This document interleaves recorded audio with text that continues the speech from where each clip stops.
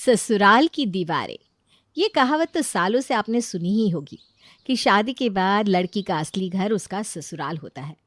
पर जब एक लड़की ससुराल को सच में अपना समझने लगती है और उसे संवारने लगती है, तो पता नहीं क्यों ससुराल वालों को दिक्कत होने लगती है। अब हमारी पूजा और कविता को अपने ससुराल को करना था रेनोवेट, पर उनकी सास को अलग ही हो रही है दिक्कत उन दोनों से। अरे चलो सब, और कितना वक्त लगेगा तैयार होने में? ये आजकल की लड़कियां तैयार होने में इतना वक्त लगाती है जितने में एक गरीब की शादी भी हो जाए। आ गए माँ, देखो रवि भी आ गया। और तुम दोनों की महारानियां कहाँ हैं कि लाल गलीचा बिछाऊं फिर आएंगी? लाल गलीचा वो क्या होता है? अरे भैया, माँ रेड कारपेट की बात कर रही हैं। अच्छा अच्छा अच्छा। अरे नहीं माँ, बस आती होंगी वो भी। वो क्या है ना कि मामा जी ने इतना बड़ा घर बनवाया, तो उसके लिए अच्छे से तैयार होकर चल रही हैं। अरे तो इसमें कौन सी बड़ी बात है, हमारा घर भी कोई छोटा थोड़ी ना है। अरे माँ, आजकल इंटीरियर डिजाइनर से घर का डिजाइन करवाते हैं, इसलिए घर दिखने में और भी सुंदर हो जाता है। ये सब ना नए जमाने के चौंचले है बस, और कुछ नहीं। अरे नहीं माँ जी, ऐसा नहीं है।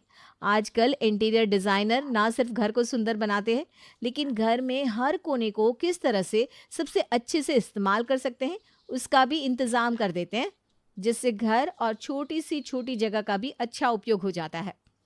हाँ माँ जी, भाभी बिल्कुल सही कह रही हैं। मेरी सहेली सीमा भी ना इंटीरियर डिजाइनर है। मेरी कई सारी सहेलियों ने उससे अपने घर का डिजाइन करवाया है। मैं भी सोच रही थी कि अरे अब चलो, देर नहीं हो रही है क्या? मामा जी हम सबका इंतज़ार कर रहे होंगे। चलो, पहले ही बहुत लेट हो गया है। हाँ हाँ, चलो चलते हैं।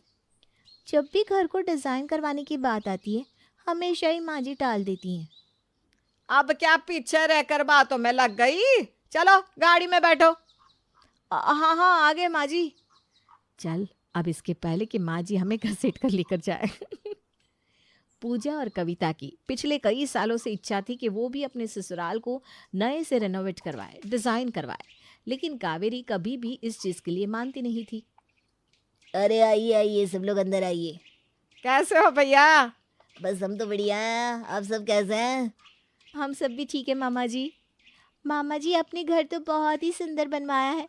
सच में लग ही नहीं रहा कि ये 10 साल पुराना घर है।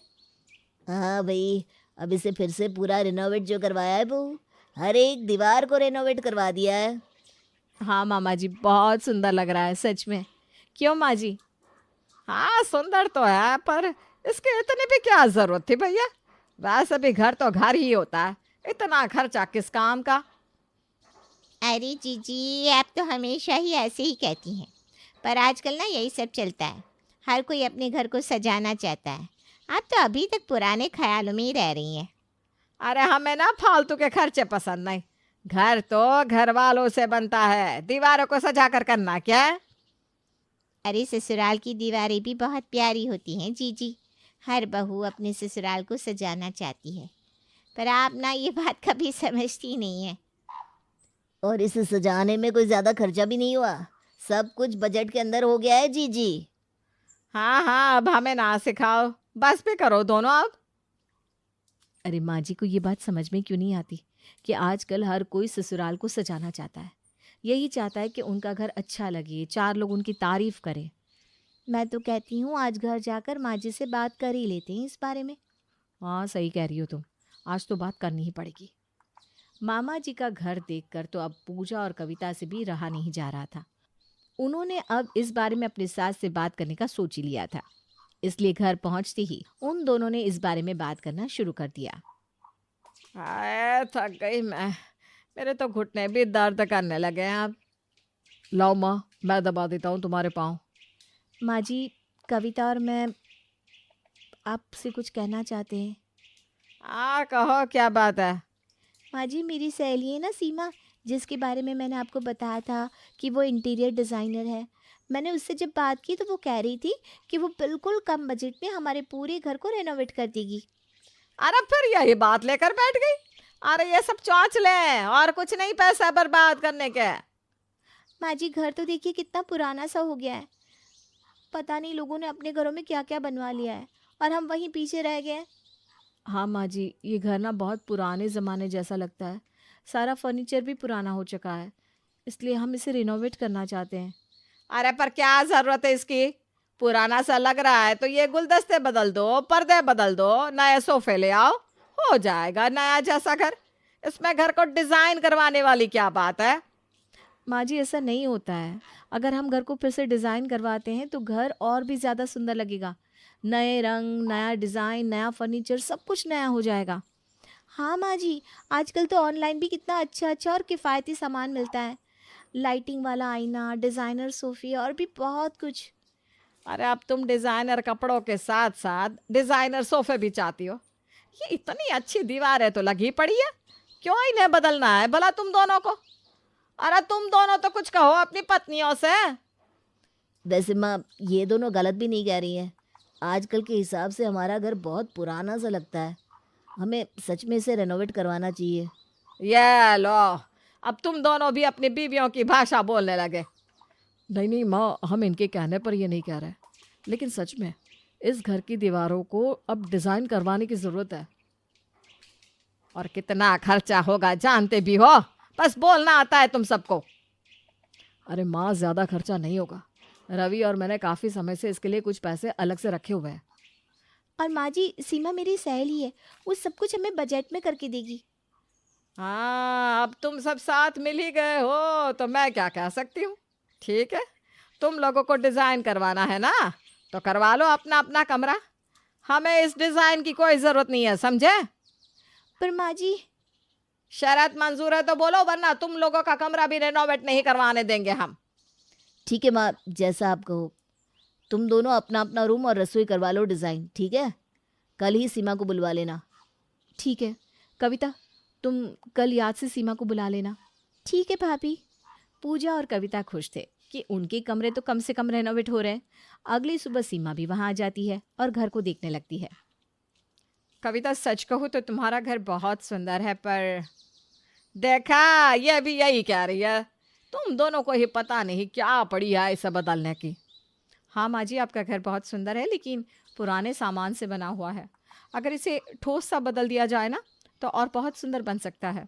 अगर थोड़ा सा नया सा सामान लेकर इसे डेकोरेट करवा दो तो लोग तो इसे देखते रह जाएंगे।